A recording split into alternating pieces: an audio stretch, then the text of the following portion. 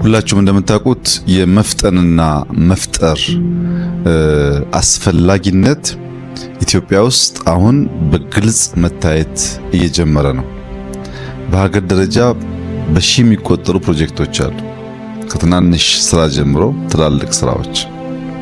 እነዚያን ፕሮጀክቶች እንዲሰሩ መከታተልም ካለቁ በኋላ ማስመረቅም እንደከዚህ ቀደሙ ቀላል ጉዳይ አይደለም። ተከፋፍለናቸውም ቢሆን ማስመረቅ በራሱ ራሱን የቻለ ስራ እየሆነ መጥቷል።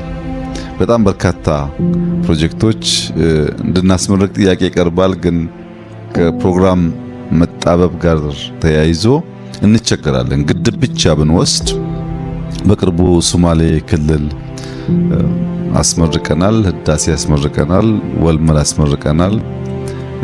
በሚቀጥሉት ወራት ወረፋ የሚጠብቁ ግድቦች አሉ አልቀው ለመርቃት መካከለኛ ከፍተኛ የሚባሉ ለኢሪጌሽን ስራ የሚውሉ የኢነርጂም ስራ እንደዚሁ ኃይል የሚያመነጩ ፕሮጀክቶች ያለቁ ምርቃት የሚጠብቁ አሉ። ወደ እንደዚህ ያለው አውድ ያስገባን መፍጠርና መፍጠን ነው። እንፍጠን፣ እንስራ፣ እንትጋ።